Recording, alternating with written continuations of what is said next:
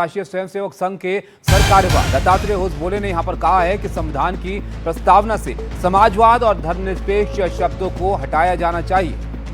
उन्होंने ये भी कहा कि संविधान की प्रस्तावना में समाजवाद और धर्मनिरपेक्ष शब्द आपातकाल के दौरान ही जोड़े गए थे। आपातकाल थोपने वाले आज संविधान जेब में लेकर घूम रहे हैं। आपातकाल के लिए कांग्रेस को माफी मांगनी चाहिए।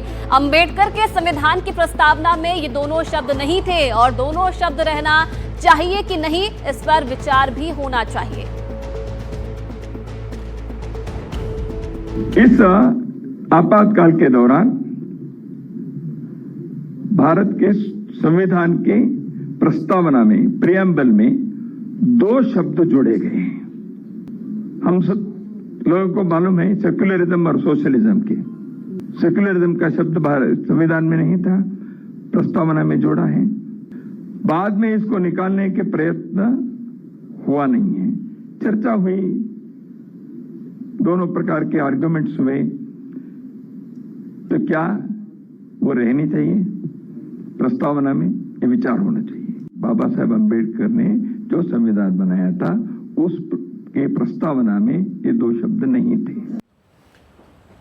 तो सेक्युलरिज्म और सोशलिज्म को हटाने की एक तरह से मांग इनकी तरफ से रख दी गई है। इस दो शब्दों को लेकर आरएसएस के सरकार्यवाह हैं दत्तात्रेय होस बोले। इन्होंने और कुछ क्या कहा है इस बयान के अंदर, ये भी जरा आपको बता देते हैं, क्योंकि ये एक चर्चा होगी ज़ाहिर तौर पर आयुषी इस बात की, क्योंकि बड़ी बात है। आरएसएस के सरकार्यवाह हैं दत्तात्रेय होस बोले। इन्होंने बयान दिया है महत्वपूर्ण, जिसमें इनका कहना है कि संविधान की प्रस्तावना से ये दोनों शब्द जो है वो हटें, क्योंकि इनको बाद में यहाँ पर जोड़ा गया था। प्रस्तावना में बदलाव जो किए गए उसको निरस्त यहाँ पर किया जाए। बिल्कुल, समाजवाद, धर्मनिरपेक्ष ये शब्द हैं, इन पर विचार हो। प्रस्तावना में रहे कि नहीं रहे, इस पर विचार होना चाहिए। इन शब्दों को हटाया जाना चाहिए, क्योंकि आपातकाल के समय इन शब्दों को जोड़ा गया। समाजवाद, धर्मनिरपेक्ष शब्द की वो बात कर रहे थे कि आपातकाल के दौरान इसे जोड़ा गया था। और ये भी उनका कहना है कि अंबेडकर का जो संविधान था उसकी प्रस्तावना में शब्द नहीं थे, इसको बाद में यहाँ पर शामिल किया गया, तो इसलिए ऐसे में ये रहने चाहिए नहीं रहने चाहिए, इस पर यहाँ पर विचार जरूर होना चाहिए। आपातकाल के समय में इनको जो है जोड़ा गया और आपातकाल के लिए कांग्रेस को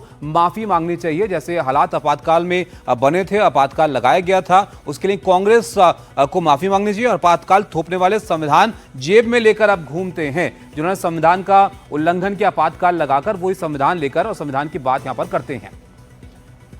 बिल्कुल, तो ये वो बातें जो दत्तात्रेय होस बोले ने की है। अब देखिए कांग्रेस ने भी इस पर हमला किया है और कांग्रेस ने क्या बोला है ये भी हम आपको बता दें। यहाँ पर कांग्रेस की तरफ से बयान सामने आया है। आरएसएस बीजेपी की सोच ही संविधान के विरोधी है। कांग्रेस की तरफ से बयान, बाबा साहिब के संविधान को खत्म करने की साजिश आरएसएस और बीजेपी कर रही है। संविधान लागू होते ही किस तरीके से जो साजिश है वो की जा रही है। संविधान लागू हो वक्त आरएसएस ने विरोध किया, तब आरएसएस बीजेपी फिर से साजिशों में लगी हुई है। कांग्रेस आरएसएस बीजेपी के मंसूबे कामयाब नहीं होने देगी, ये कहते हुए कांग्रेस की तरफ से ये कड़ी प्रतिक्रिया इस पर यहाँ पर दी गई है।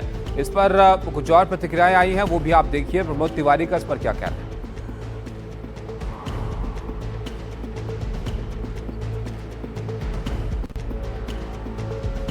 ये प्रतिक्रियाएं भी आपको यहाँ पर दिखाएंगे। प्रशांत हमारे साथ जुड़े हैं, हमारे सहयोगी प्रशांत वर्मा। प्रशांत, ये अब महत्वपूर्ण सवाल होस बोले साहब ने यहाँ पर खड़ा कर दिया है। कांग्रेस को पसंद नहीं आ रहा है, लेकिन क्या बीजेपी भी इससे इत्तेफाक रखती है? कैसी प्रतिक्रियाएं वहां से आ रही हैं इसको लेकर?